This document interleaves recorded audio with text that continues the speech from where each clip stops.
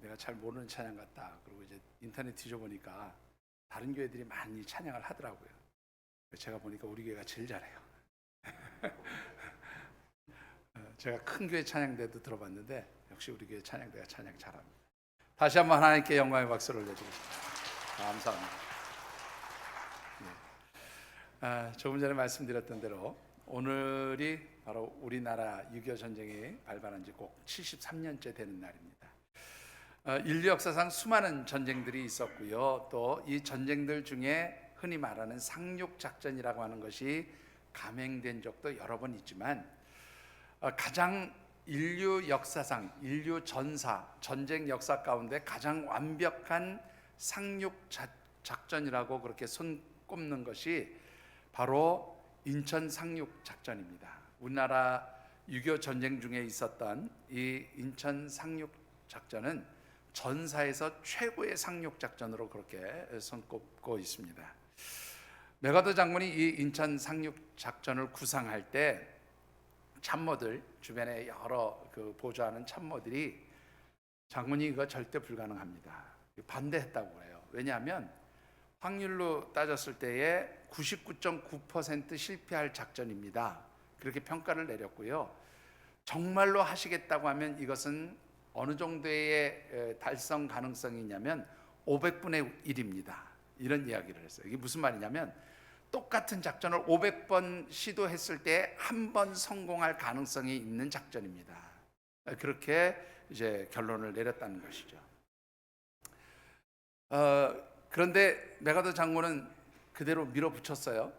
이 인천 상륙작전을 시도했죠. 만약에 이 인천 상륙작전이 실패했다면 아마 그는 후대 사람들에게 부하의 의견을 존중하지 않는 아주 독선적인 장군이었다, 뭐 이런 평가도 들었을 것이고, 장군으로서 참모들의 의견을 듣지 않는 그런 아주 무능한 리더였다, 뭐 이런 평가도 들었을 것 같습니다. 그런데 중요한 것은 만일 그가 이런 비난을 두려워해서 인천 상륙작전이라고 하는 이 일을 감행하지 않았다면, 가정이죠. 만일 그랬다면 어쩌면 우리 대한민국은 공산주의가 되었을지도 모른다라고 하는 것이 전문가들의 평가입니다. 여러분들, 500분의 1의 확률에 승부를 걸고 도전한 이 메가더의 모험정신, 바로 그것이 6.25 전쟁에서 승리의 전기를 마련할 수 있게 된 사건이 되었다라고 하는 것입니다. 여러분들, 이런 메가더 장군의 도전 정신을 제가 뭐 영어는 잘 못하지만 영어로 표현한다면 이런 표현이 될 수 있지 않을까 싶은데, Nothing venture, nothing have. 모험하는 것이 없으면 소유하는 것도 없다, 뭐 이런 말이 되지 않을까 싶습니다. 여러분들, 이 인천 상륙작전이 우리에게 교훈해 주는 것이 무엇이라고 생각하십니까?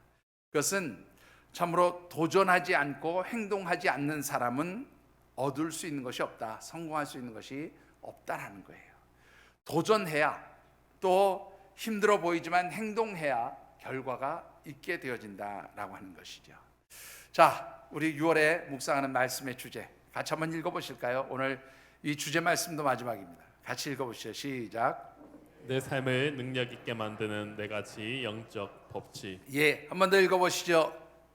내 삶을 능력 있게 만드는 네 가지 영적 법칙. 예, 여러분들 기억하십니까? 우리가 하나님의 백성, 하나님의 자녀로서 정말로 하나님께 인정받는 능력 있는 믿음의 사람들로 살아가기 위해서 우리는 어떤 영적 법칙에 따라서 살아가야 할까? 우리 4주에 걸쳐서 말씀을 드리고 있습니다. 자, 첫 번째 혹시 기억하십니까? 예, 이게 이제 제목을 좀 신선하게 잡아야 될 것 같아요. 제목이 아주 기억이 잘 남으시니까 다 기억하시는 것 같은데, 머피의 법칙을 셀리의 법칙으로 바꾸라. 두 번째로는 뭐였죠? 예, 스티마의 효과를 무엇으로 바꾸라? 예, 피그말리온의 효과로 바꾸라. 지난주는 기억하십니까? 블랙 다이아몬드의 법칙을 사용하라. 오늘은 제가 만든 법칙입니다. 자, 오늘의 법칙은 실패를 두려워하지 않는 믿음의 도전자가 되라 하는 것입니다. 오늘 결론의 말씀이기도 한데요. 자, 오늘 우리에게 주신 하나님의 말씀은 특별히 풍랑 가운데 고난을 당한 제자들을 찾아오셔서 풍랑을 잔잔케 해주시고 그 제자들을 풍랑 속에서 구원해 주신 예수님의 기적 사건이 기록되어진 말씀입니다. 특별히 주신 말씀을 묵상하는 가운데 우리 사랑하는 모든 하늘샘 가족들이 어떠한 환경과 상황 속에서도 실패를 두려워하지 않고 믿음으로 당당하게 도전하는 그러한 도전자의 삶을 살아가심으로 인해서 하나님께 인정받는 그런 믿음의 능력자들이 되시고 또 삶의 자리에서 하나님 주신 놀라운 기적들을 체험하시는 그런 하나님의 백성들, 믿음의 사람들이 되어지시기를 주님의 이름으로 축원합니다. 자, 오늘 주신 말씀을 통해서 우리가 먼저 묵상해 보고 싶은 것은요, 우리가 하나님 백성, 하나님의 자녀로서 특별히 능력 있는 삶을 살기 위해서 우리가 가장 먼저 해야 될 일이 무엇일까? 꼭 필요한 것이 무엇일까라는 것인데요, 결론부터 말씀을 드리면 믿음으로 생각하며 도전하는 사람에게 하나님 능력의 역사가 나타나게 된다, 능력의 삶을 살 수 있게 된다라는 말씀을 드리고 싶습니다. 오늘 주신 말씀 가운데 23절로부터 25절까지 그리고 28절의 말씀을 우리 같이 한번 받들어 읽어보겠습니다. 23절로부터 25절입니다. 무리를 보내신 후에 기도하러 따로 산에 올라가시니라. 저물매 거기 혼자 계시더니 배가 이미 육지에서 수리를 떠나서 바람이 거스름으로 물길로 말미암아 고난을 당하더라. 밤 사경에 예수께서 바다 위로 걸어서 제자들에게 오시니 베드로가 대답하여 이르되 주여 만일 주님이시거든 나를 명하사 물 위로 오라 하소서 하니. 자, 여러분들 지도 하나만 잠깐 보실까요? 우리가 좀 이 본문의 내용 잘 알고 있는 내용이지만 좀 배경을 좀 설명드리면 조금 더 이해가 쉬우실 것 같아요. 여러분들 지도 왼쪽, 여러분들이 보실 때 왼쪽 윗부분에 보시면 제일 먼저 가파르나움이라고 되어 있죠. 이 가파르나움은 가버나움, 성경에서 말하는 가버나움입니다. 그리고 그 밑에가 뭐냐면 게네사렛이라고 하는 마을이 있습니다. 그리고 이 가파르나움이라고 쓰는 가버나움이라고 하는 곳과 게네사렛이라고 하는 마을 그 사이에 여러분들 잘 안 보이실 거예요. 타브가라고 하는 아주 조그마한 마을이 있습니다. 이 타브가라고 하는 마을에 가면 이제 오병이어의 기념교회가 이 자리에 있어요. 바로 이 자리가 예수님께서 보리떡 5개와 물고기 2마리를 가지고 남자 장정만 5,000명을 먹이셨던 그런 기적의 현장, 기적의 자리였습니다. 예수님께서 오병이어의 기적 사건을 보여주신 이후에 제자들에게 야, 너희들은 이제 이곳을 떠나 저 벳세다로 가라 그렇게 말씀하시는데요. 여러분들 지도를 다시 한번 보시죠. 여러분들 이 타브가라고 하는 곳은 조금 전에 말씀드렸던 대로 카파르나움, 가버나움과 게네사렛 그 사이에 있는 조그만 마을인데 이곳에서 어디로 가라고 그렇게 얘기를 했냐면 여러분들 다음 지도를 한번 보시죠. 옆에 여러분들 우측편 상단에 보시면은요 벳세다라고 하는 마을이 있어요. 예수님께서 제자들에게 글로 가라 그렇게 말씀을 하신 거죠. 자, 그런데 여러분들 예수님께서는 제자들을 이렇게 배를 타고 항해를 하도록 말씀하신 뒤에 그 오병이어의 기적 사건을 체험한 무리들을 예수님께서 자 이제 빨리 집으로 돌아가세요 다 돌려보내시고 예수님은 산으로 기도하러 올라가시게 됩니다. 그래서 예수님과 헤어진 제자들이 이제 열심히 갈릴리 이 호수지요 사실은. 그런데 보통 이 너무 크니까 좀 뒤에 다시 말씀드리겠습니다만은 너무 크니까 이 갈릴리 바다로 가는 것을 열심히 항해해서 가고 있는데 오늘 본문에 보니까 수리나 떨어져 있었다. 육지로부터 수리가 떨어져 있었다 그러는데요. 이 리라고 하는 날, 1, 2, 1이 뭐 우리 리라고 하는 날이 이 헬라어 성경에 보면 스타디온이라고 말을 씁니다. 여러분들 이 스타디온 1스타디온은 얼마의 거리를 말하냐면 185m를 의미해요. 그러니까 수리를 떨어졌다 그러면 얼마큼 떨어져 있는지 잘 모르실 터인데 병행 본문인 요한복음 6장 19절의 말씀을 보면 이렇게 돼 있어요. 같이 한번 읽어보실까요? 제자들이 노를 저어 10여리쯤 가다가 예수께서 바다 위로 걸어 배에 가까이 오심을 보고 두려워하거늘. 자, 이 말씀 보면 예수님께서 제자들에게 너희들 벳세다로 가라 그렇게 명하신 후에 제자들이 노를 저어서 항해를 한 게 한 10여리쯤 갔다. 그런데 이 부분을 헬라어 원문 성경에 보면 뭐라고 됐냐면 25 내지 30 스타디온 정도를 이동했다 그렇게 되어 있어요.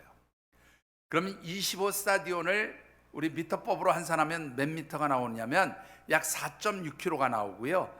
만약에 34디온을 이동했다 그러면 대략 얼마 정도의 거리가 나오냐면 5.6km 정도가 나옵니다.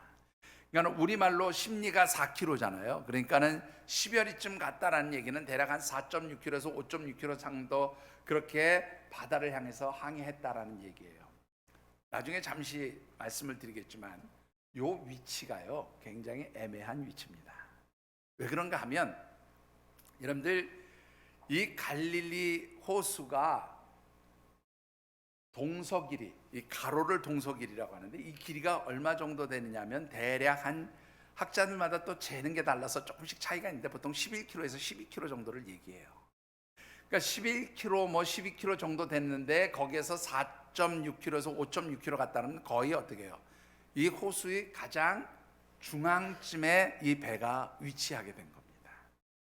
자, 그런데 이렇게 가장 중앙에 배가 위치했을 때에 여러분들 이 갈릴리 호수에 아주 큰 바람이 일고 그래서 풍랑을 당하게 됩니다. 풍랑이 일어나게 되죠. 그래서 오늘 본문에 보니까 이 제자들이 고난을 당하게 되었다 그렇게 기록하고 있고요. 그래서 산에서 기도하시다가 이 제자들이 고난당한 것을 보시고 예수님께서 이제 어떻게 해요? 이 제자들을 찾아오신데 무리를 걸어서 제자들을 찾아오신 거예요. 이게 바로 오늘 본문의 내용입니다. 자, 그런데 이 본문을 가지고 목사님들이 설교 참 많이 하시죠? 그렇죠? 근데 보통 목사님들이 설교할 때 이 본문은 보통 두 가지를 초점에 두고 설교를 하십니다. 하나는 뭐냐면 무리를 걸어오신 예수님의 기적을 아주 강하게 그렇게 설명하시는 설교를 하시기도 하고요. 또 혹은 뭐냐면 베드로가 믿음이 없어서 물에 빠졌다 이런 내용의 설교들을 참 많이 하세요. 그렇죠? 안 그렇습니까? 보통 그렇게 설교들 많이 하세요. 자, 그런데 여기서 여러분들에게 질문 하나 던져보고 싶어요. 뭐 내용은 다 아시는 내용이니까 베드로가 믿음이 없는 사람입니까? 믿음이 있는 사람입니까? 예? 아, 우리 백장님 확실하게 믿음이 있었다고 확신하십니까? 그러면 왜 빠졌어요? 아니, 그러니까 믿음이 있는데 왜 물에 빠졌냐고.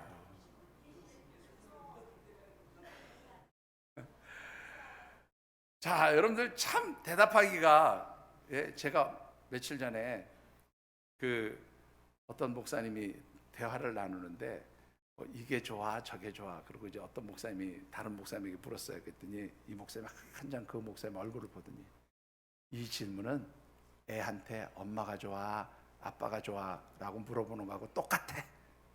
네? 뭔 대답을 원하는 거야 도대체. 그렇게 이야기를 하시더라고요. 근데 여러분들 이 말씀을 잘 한번 생각해 보세요. 베드로가 믿음이 있는 사람입니까 없는 사람입니까? 사실 어떻게 보면 있는 것 같기도 하고 어떻게 보면 없는 것 같기도 하고. 뭐라고 대답하기를 원하시느냐? 우리 목사님 도대체 무슨 생각을 가지고 얘기를 하느냐? 이렇게 생각하실 수 있는 본문이에요. 자, 그런데 여러분들 저는 이 본문을 좀 다른 관점에서 보면 베드로는 분명 믿음이 있는 사람이었다 이렇게 말씀을 드리고 싶어요.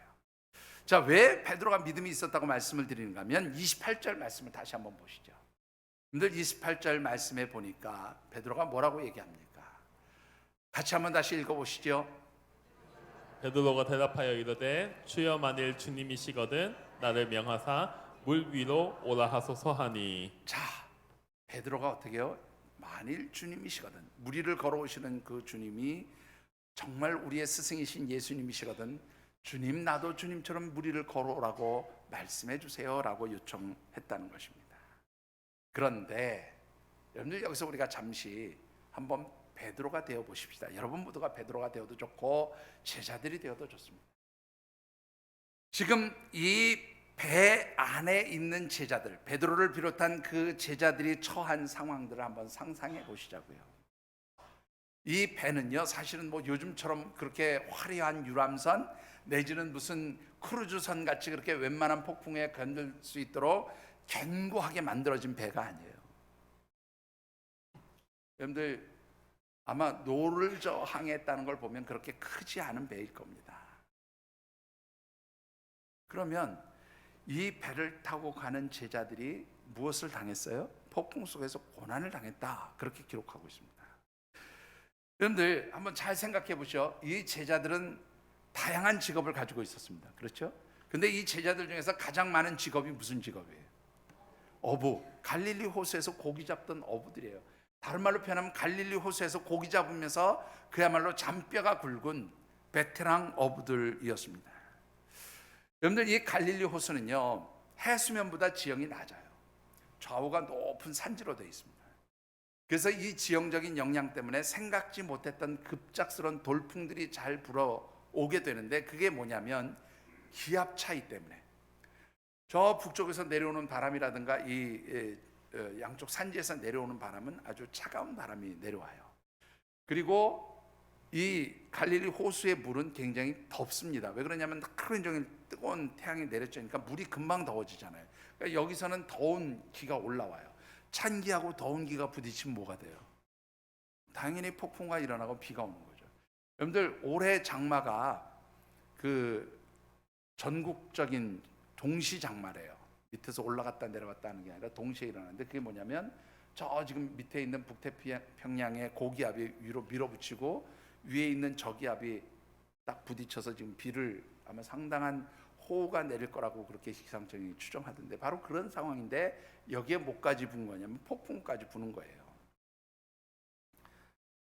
여러분들, 갈릴리 호수에서 고기잡이로 잔뼈가 굵은 베테랑 어부들인 이 베드로나 그 다른 제자들 경우에 사실 그렇기 때문에 이 갈릴리 호수가 얼마나 자주 이런 크고 작은 풍랑들이 일어나는지 너무나 잘 아는 사람들이에요. 그래서 웬만한 풍랑 같으면 무서워하지도 않아. 이까짓 거 이까짓 그냥 괜찮아 이럴 수 있는 사람들이에요.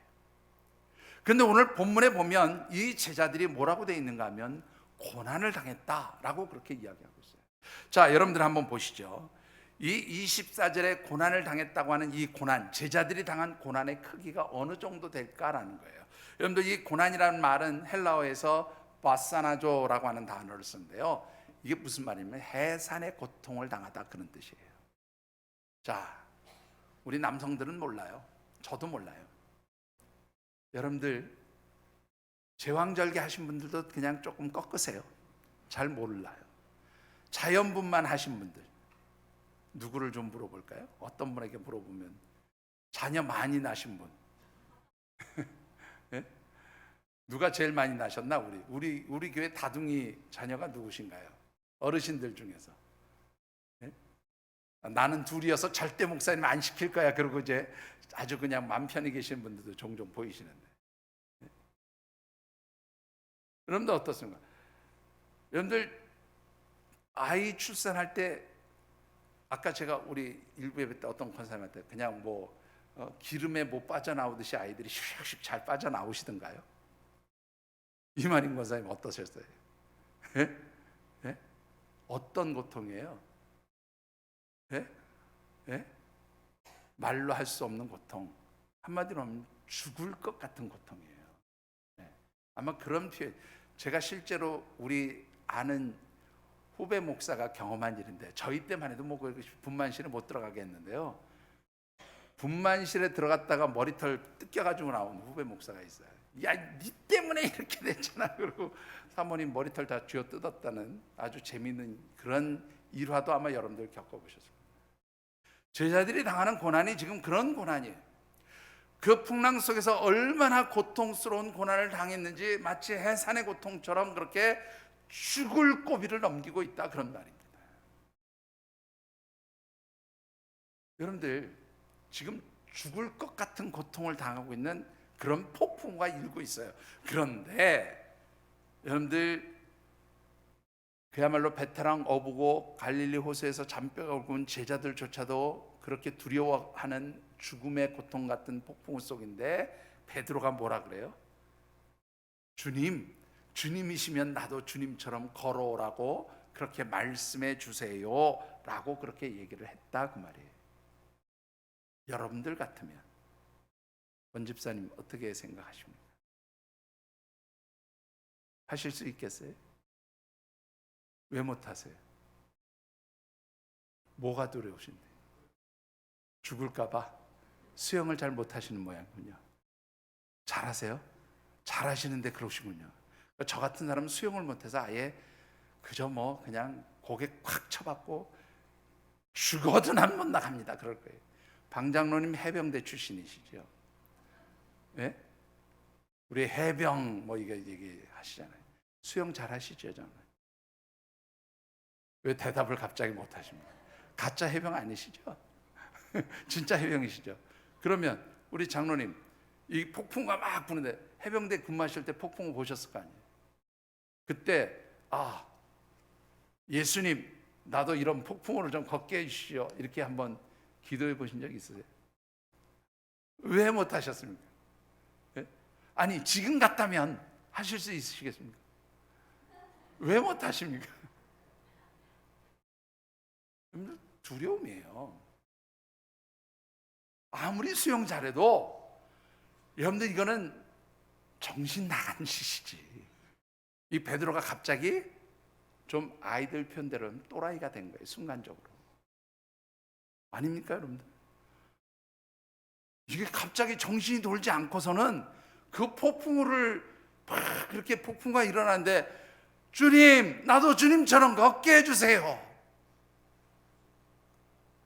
이게 말이 됩니까, 여러분들?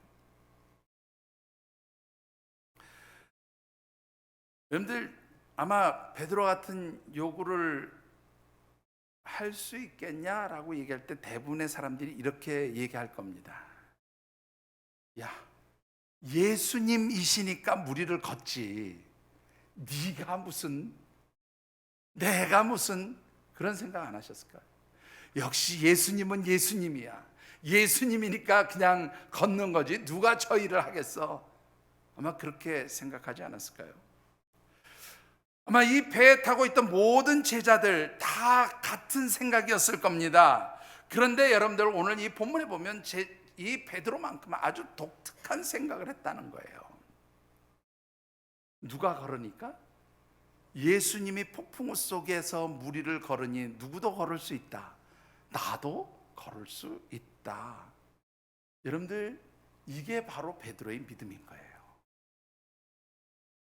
여러분들, 사람이 어떻게 무리를 걸을 수 있겠어? 이거는 우리의 생각인 거예요. 그런데 베드로는 뭐라고 얘기했어요? 나도 무리를 걸을 수 있어. 이게 바로 뭐냐면 생각의 전환이에요. 생각의 발상이 다른 거예요. 역발상이라는 표현을 많이 하죠. 생각을 바꾼 겁니다. 어떻게 이렇게 생각을 바꿀 수 있었을까요, 여러분들? 여기는 굉장히 중요한 전제 조건이 하나 있어요. 그게 바로 뭐냐면, 여러분들 다시 말씀을 보십시다. 28절을 다시 한번 보시죠. 뭐라고 되어 있는가 보세요.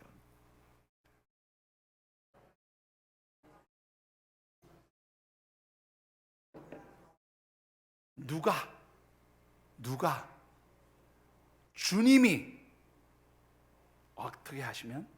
나에게 명령하시면. 누가 말씀하시면? 주님이 말씀하시면. 내 힘으로, 내 능력으로, 내 방법으로 아니라 누구의 방법으로? 주님이 하신 방법으로, 주님이 하시는 말씀으로, 주님의 명령으로 말씀하시면 내가 할 수 있습니다라는 얘기. 여러분들, 우리 복음성가 중에 예수님이 말씀하시니 물이 변하여 포도주 됐네, 됩니까? 됩니까? 왜 안 되는데요? 내 힘으로는 안 돼요. 누가 말씀하시면? 주님이 말씀하시면.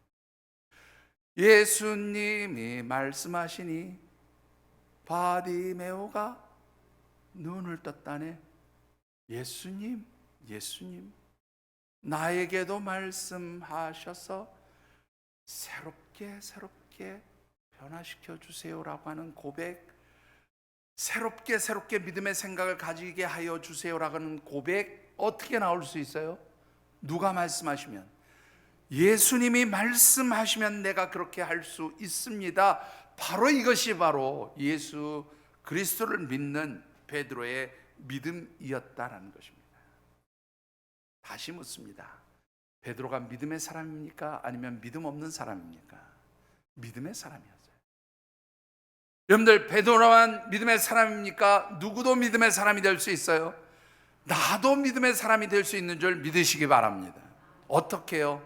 누가 말씀하시면, 주님이 말씀하시면 나도 할 수 있습니다 라고 그렇게 고백하고 그렇게 믿는 것, 이게 바로 믿음의 사람인 거예요. 여러분들 그렇게 생각하며 사십니까? 역시 아멘 소리는 작아요. 그렇게 생각하며 사십니까? 문제는 대답들은 잘해요. 믿음으로 사십니까? 아멘. 그런 생각으로 사십니까? 아멘. 주님이 말씀하시면 나도 물을 포도주로 변화시킬 수 있고 눈뜬이 아니지, 눈을 보지 못하는 장님도 뜰 수 있습니다 라고 그렇게 말하면서 정작 그런 상황이 되면 다 꼬리 내린다는 거예요. 뭐라고요? 에이, 주님이시니까 주님만 하실 수 있는 일이에요. 누구는 못해요? 나는 못해요. 여러분들 목회하다 보면 많은 성도들과 이런저런 상담도 하고 대화를 하게 됩니다. 어떤 경우에 이래, 아이고 집사님, 권사님, 믿음 있으시잖아요. 믿음으로 한번 밀어붙여 보시죠. 믿음으로 한번 해보시죠. 믿음으로 한번 순종해 보시죠. 그런데 정말 그렇습니다. 제가 목회하면서 경험했던 수많은 사람들 가운데 정말로 100명의 5%가 안 되는 것 같아요. 특별히 모든 것이 계산적으로 딱 맞을 때는 예, 목사님 믿음으로 순종하겠습니다, 이 말 잘 나와요. 그런데 내가 계산하고 내가 생각하고 내가 판단하고 내가 아무리 따져봐도 이건 안 돼라고 결정을 내리는 순간, 목사님, 그거는요 예수님 이야기이고요, 성경에 기록된 이야기이고요, 현실은 다르잖아요. 성경의 이론으로는 맞아요. 그런데 목사님도 아시잖아요, 현실은 달라요. 여러분들의 대답은 어떤 것입니까? 믿음이 있으십니까? 갑자기 소리가 한 소리도 안. 조금 전에 분명히 아멘 하셨잖아요. 근데 왜 갑자기 소리가 다 죽었습니까? 믿음이 있으십니까? 예, 여러분들 믿음이 있으면 믿음대로 행할 수 있게 되기를 주의 이름으로 축원합니다. 여러분들 믿음의 사람들은요 생각만이 아니라 행동하는 것도 중요해요. 자, 여러분들 한 번 더 얘기해 보십시다. 이 베드로가 이런 어떤 자기의 계산, 자기의 어떤 방법 이런 거 따지지 않고 그렇게 믿음의 생각을 가졌어요. 그죠? 그러면 이 믿음의 생각을 가지고 어떤 하나님의 능력과 역사를 나타내는 그런 정말로 기적의 사람, 능력의 사람이 되기 위해서 그 다음에 할 일이 뭐라고 생각하십니까? 여러분들 그것은 행동하는 거예요. 여러분들 29절의 말씀을 같이 한번 받들어 읽어보시죠. 29절입니다. 오라 하시니 베드로가 배에서 내려 물 위로 걸어서 예수께로 가되. 자, 베드로가 주님 나도 물 위를 걷게 해주세요 라고 요청하니까 예수님이 와라 그렇게 말씀하셨어요. 그랬더니 베드로가 어떻게 해요? 물 위를 걷기 시작했어요. 근데 이 물 위를 걷기 위한 행동이 나타나기 위해서는 반드시 무엇을 해야 했습니까? 배에서 어떻게 해요? 내려야 했다는 거예요. 배를 떠나야 했다는 거예요. 여러분 한번 생각해 보시죠. 베드로는 누구보다도 이 갈릴리 호수를 잘 아는 사람이에요. 그런데 이 갈릴리 호수 잠시 다시 한번 보실까요? 지도 한번 다시 보시면 여러분들 이 갈릴리 호수 둘레가 얼마냐면 53km예요. 뭐 대략적으로 53km 정도 됩니다. 여러분들 동서의 길이는 가로를 얘기하는 건데요. 제일 긴 부분, 저 부분이 대략 한 11km에서 12km 정도 됩니다. 남북의 길이는 얼마 정도 될까요? 남북의 길이는 21km입니다.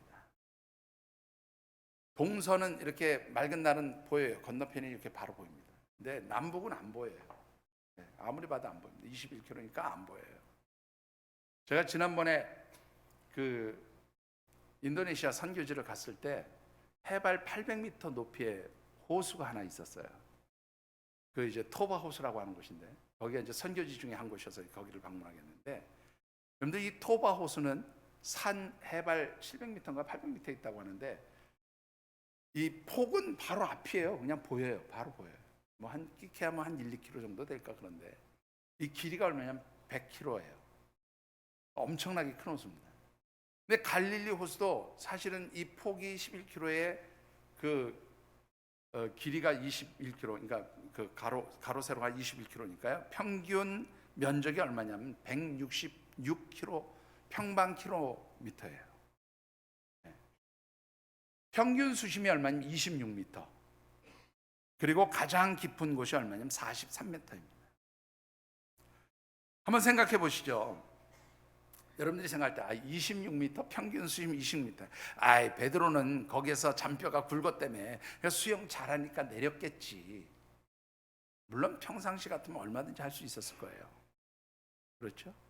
그런데 평상시 같으면 물에 빠져도 얼마든지 이 정도는 수영으로 빠져나올 수 있어라고 그렇게 배에서 내릴 수 있었겠죠. 그런데 여러분들 조금 전에 우리 방장로님이 수영 잘 하시는 해병대 출신도 폭풍 속에서는 절대로 안 돼요. 왜? 이거는 죽으려고 작정한 사람이 아니면 할 수 없는 행동인 거예요. 여러분들 정말로 이거는 계산이 안 되는 행동입니다. 말이 안 되는 행동이에요. 여러분들 30절 말씀을 근거해서 보면 이 일은 불가능한 일이에요. 베드로조차도 두려워서 뭐라고 얘기합니까? 무서워서 빠져가는지라 소리를 질러 주님 살려주세요. 그렇게 외쳤다는 거예요. 할 수 없는 일입니다. 그런데 이렇게 배 밖으로 나올 수 있었던, 좀 속된 표현으로 간땡이가 배 밖으로 나와서 나온 겁니까? 그런데 어떻게 생각하세요? 단 한 가지예요. 믿음이 있었기 때문에 행동할 수 있었던 거죠. 여러분들 믿음의 사람이라고 하는 것은 뭐냐면 생각만 하는 것이 믿음의 사람이 아니라 여러분들 어떻게 하라고요? 행동하라는 거예요. 여러분들 우리 6월달 인사말 기억하십니까? 같이 한번 다시 외워보실까요? 시작.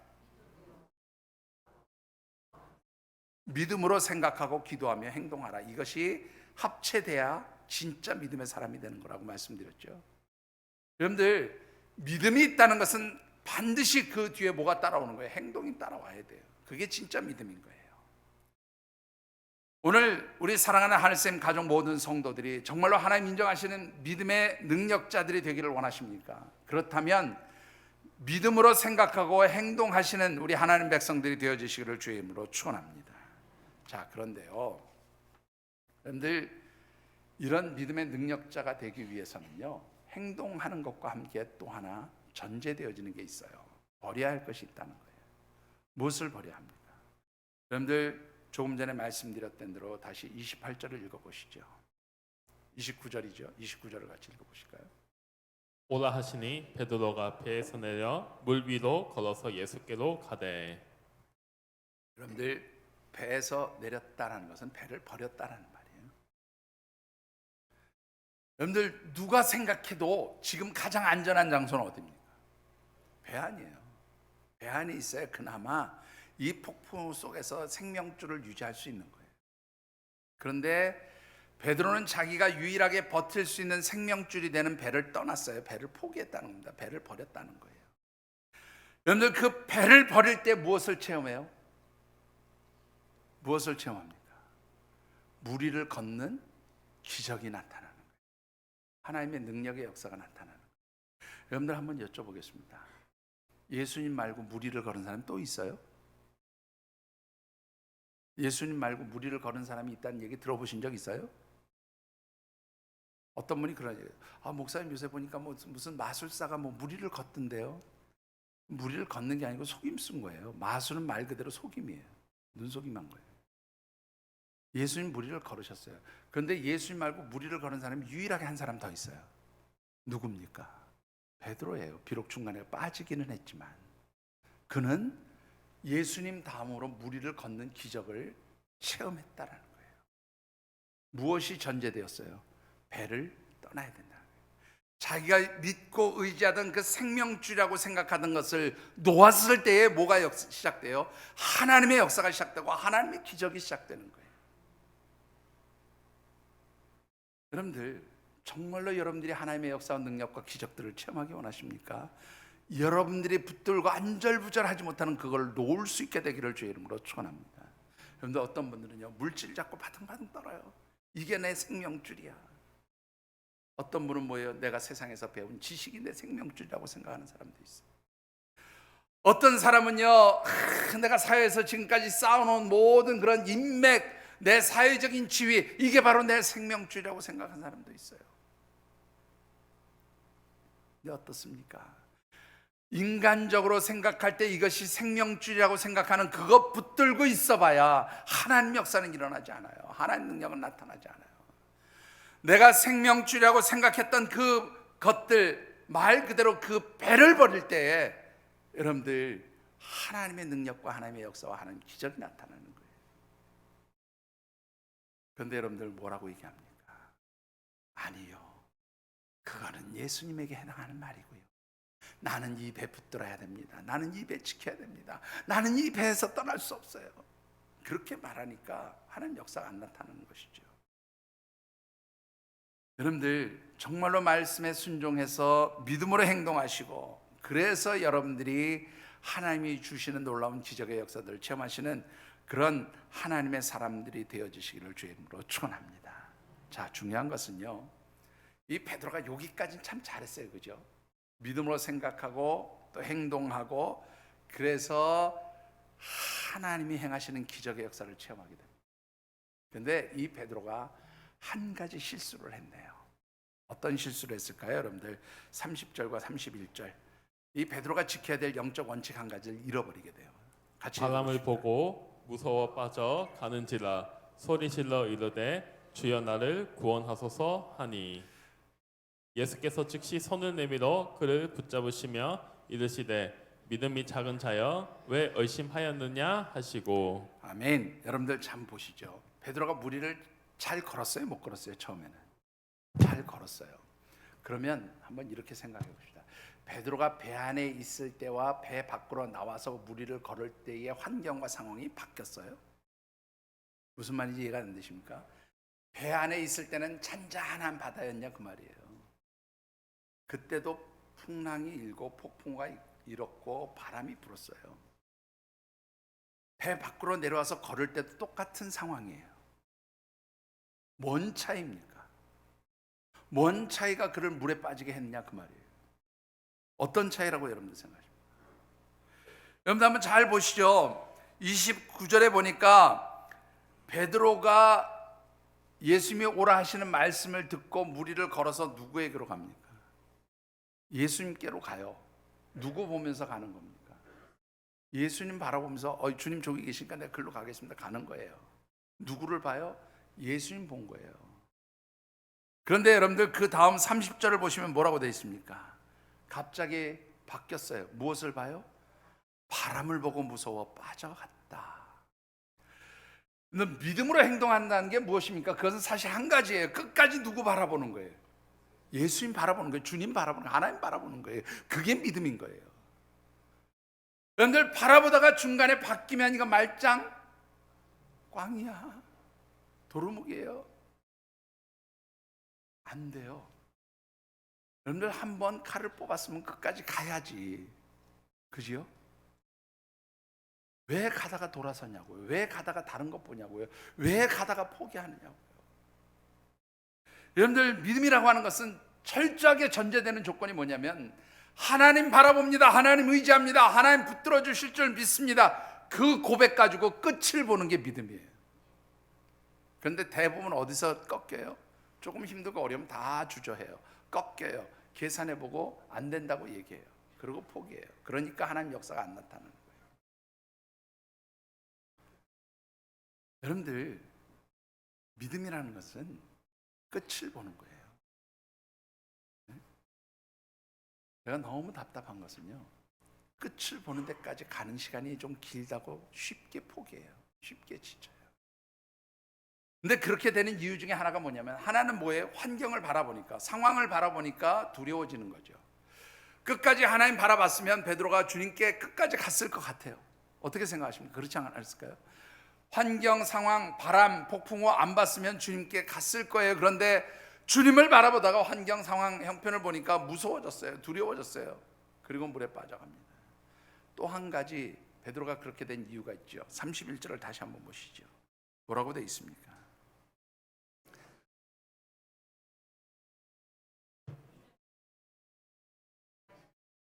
여러분들 의심했다라는 거예요. 의심했다는 말을요 좀 풀어서 말씀드릴까요? 계산하기 시작했다는 거. 여러분들 사람이 무리를 걸을 수 있어요? 사람이 무리를 걸을 수 있어요? 안 돼요. 근데 지금 베드로가 보니까 누가 걷고 있어요? 내가 걷고 있는 거야. 베드로가 그런 생각, 미쳤어. 내가 지금 뭔 짓 하고 있는 거야. 내가 왜 무리를 걸을 수 있어? 이건 말도 안 돼. 이거는 불가능. 내가 뭔가 착각을 한 거지. 내가 순간적으로 눈이 뒤집혔나 봐. 내가 이런 말도 안 되는 일을 저질렀어. 이거 큰일 났네. 나 죽게 생겼네. 계산하는 거예요. 그게 의심이에요. 하나님의 능력의 역사는 계산이 아니에요. 하나님이 말씀하시는 것은 머리로 따지는 것이 아니에요. 믿음이라는 건 여러분들 계산으로 절대 불가능해요. 찬양하셨잖아요. 물이 어떻게 변해서 포도주가 됩니까?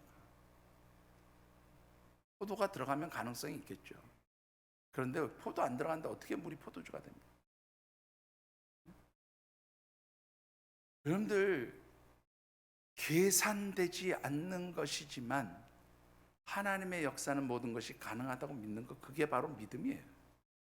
그런데 어떻게 해요? 우리는 믿음으로 잘 가다가도 순간적으로 뭘 보면, 세상을 바라보고 환경을 바라보고 형편을 바라보면 그 다음부터 뭐 하기 시작하면 계산하기 시작해요. 내 생각으로, 내 판단으로, 내 계산으로, 내 의지로, 내 이성으로 이것저것 해보니까 이거는 불가능한 일이야. 근데 내가 지금 무슨 짓 하고 있는 거야? 이 불가능한 일을 하겠다고 내가 지금 도전한 거야? 그러니까 실패하는 거예요. 믿음으로 도전했다면 계산하지 마세요. 여러분, 포기하지 마세요. 이판사판 공사판 갈 때까지 가보는 거지. 누구 믿고? 주님 믿고 가는 거예요. 하나님 믿고 가는 거예요. 그게 믿음인 거예요. 총 가다가 아이고 이래서 안 되고 저래서 계산해 보니까 불가능하고 이러니까 할 수 없고 저러니까 할 수 없고, 여러분들 절대로 할 수 없어요. 여러분들 계산하지 마세요.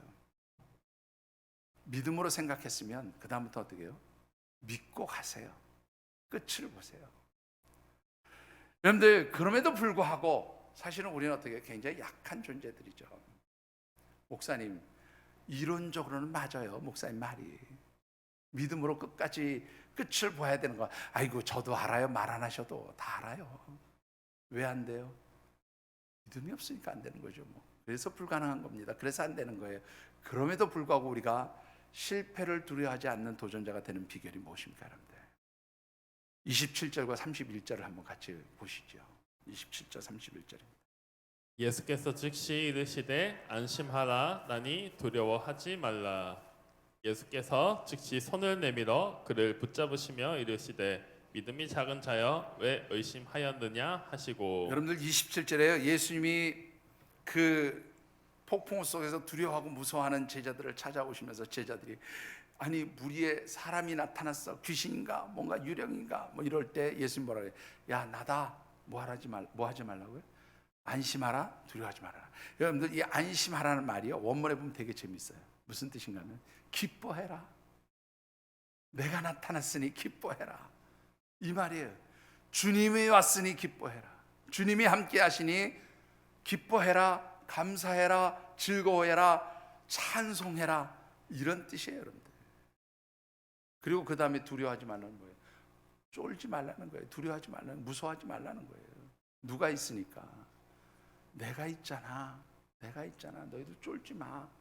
오히려 어떻게 두려워하게 만드냐? 걱정하게 만드냐? 기뻐해, 찬양해, 즐거워해. 이 상황을 어떻게 하라는 거예요? 즐기라는 거예요. 여러분들 서퍼들이요 파도가 센 것을 더 좋아합니다. 그죠? 왜? 그래야 더 스릴이 있고 재밌으니까. 여러분들 예수 믿는 사람들은요 예수 믿고 의지하면 어떤 파도가 와도 즐길 수 있어요. 어떤 고난의 파도가 와도 누릴 수 있어요. 어떤 고난의 파도가 와도 여러분들 감사할 수 있어요. 그게 바로 예수 믿는 사람들의 능력인 거예요. 그리고 또 한 가지 있죠. 28절 뭐라고 말씀하십니까? 31절 예수님이 어떻게 해요? 그래도 우리가 약해서 빠져가니까 그때는 누가 손 내밀어 주세요? 주님이 손 내밀어 주시고 건져 주시는 거예요. 너 실패했냐? 괜찮아. 그럴 수 있지 뭐. 건져 주시는 거예요. 여러분들 실패한다고 두려워하십니까? 누가 붙들어 주세요? 주님이 붙들어 주시는 줄 믿습니다. 주님이 건져 주시는 줄 믿습니다. 뭐 하면? 주님이 함께 하신 거 믿고 있으면 끝나는 거예요. 그게 믿음인 거예요. 그래서 끝장을 볼 수 있는 거예요. 그래서 끝까지 갈 수 있는 거예요. 말씀을 맺습니다. 혹시 수학 전공하신 우리 성도들 계신가요?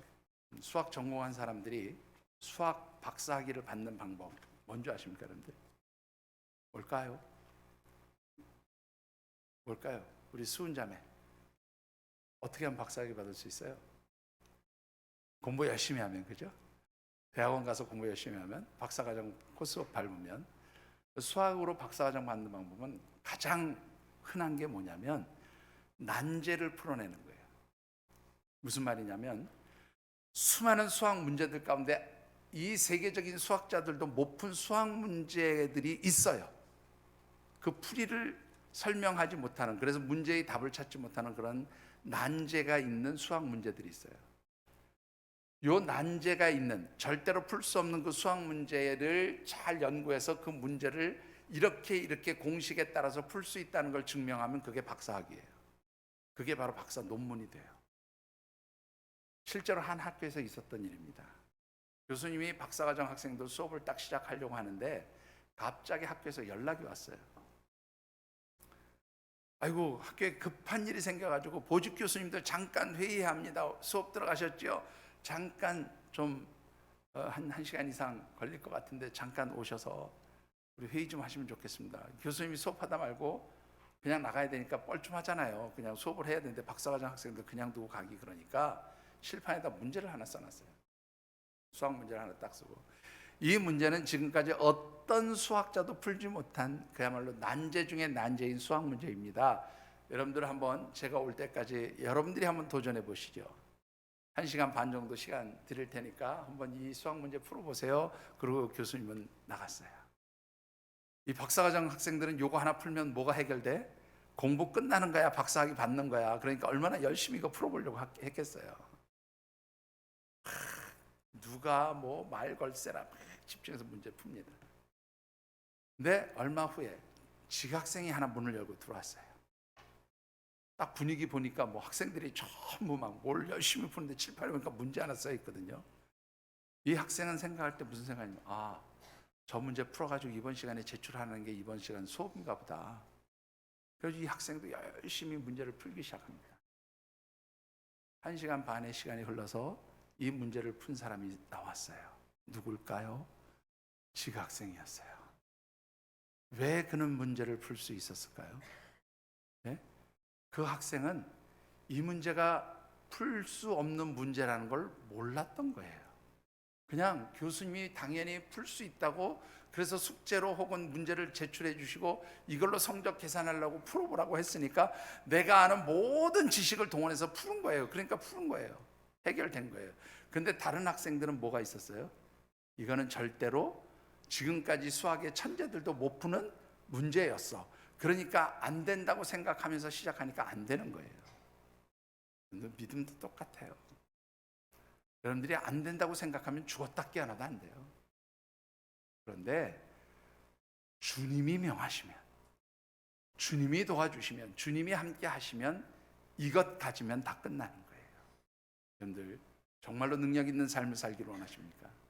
주님 말씀하시면, 그리고 그 말씀에 내가 순종하고 믿음으로 생각하면서 행동하면 여러분들이 바로 기적의 주인공이고 능력의 사람들이 되어지는 줄 믿습니다. 신앙생활은 머리로 하는 게 아니에요. 계산으로 하는 게 아니에요. 몸으로 행동하는 거예요.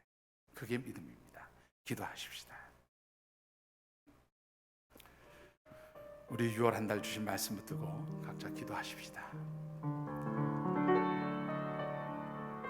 하나님, 참으로 우리의 삶에서, 우리의 신앙생활 그 자리자리에서 믿음으로 산다고, 나는 믿음의 사람이라고, 믿음으로 하나님의 능력과 역사를 체험한다고 그렇게 고백하면서도 정작 위기가 오고 내 힘과 능력으로 컨트롤할 수 없는 상황들이 오고 내가 계산할 수 없는 그런 문제들을 만날 때에 우리는 믿음을 저버리고 인간적인 계산으로, 인간적인 방법으로, 그리고 내 지혜로 그것을 판단하며 포기할 때가 얼마나 많은지 하나님 앞에 이 시간 우리의 연약한 모습을 고백합니다.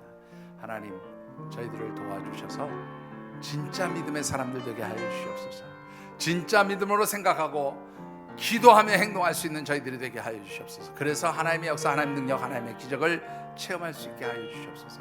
우리 각자 느끼고 깨닫는 대로 결단하며 기도하는 시간에서 사랑의 아버지 하나님, 하나님의 은혜,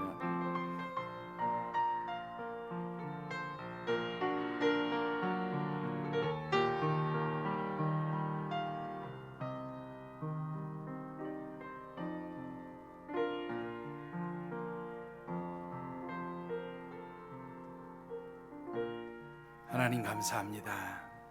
저희들이 믿음 있는 것처럼, 참으로 기도하는 사람인 것처럼 그렇게 말하고 또 행동했지만 정작 우리의 삶에 펼쳐진 여러 가지 환경과 상황들을 보며 부딪힐 때마다 두려워하고 주저하고 믿음의 생각보다는 인간의 생각을 했고 기도하기보다는 하나님 인간적 계산을 할 때가 더 많았음을 고백합니다. 하나님, 이런 저희들의 연약함을 긍휼히 여겨주셔서 지금도 주님 말씀하시는 줄 믿습니다. 내가 너희들 곁에 있다. 안심해라. 기뻐해라. 즐거워해라. 어떠한 환경 속에서도 감사해라. 말씀하시고 너희들이 설사 도전하다 실패해도 내가 도와줄 것이다. 말씀하시는 줄 믿습니다. 하나님, 참으로 믿음으로 생각하게 하시고 기도하며 행동하는 저희들 되게 하셔서 하나님의 기적, 하나님의 역사, 하나님의 능력들을 나타내는 진정한 하나님 백성, 하나님 자녀, 믿음의 사람들 되게 하여 주시옵소서. 도우시기를 간절히 소원하오며 예수님 이름으로 축복하며 기도드리옵나이다. 아멘.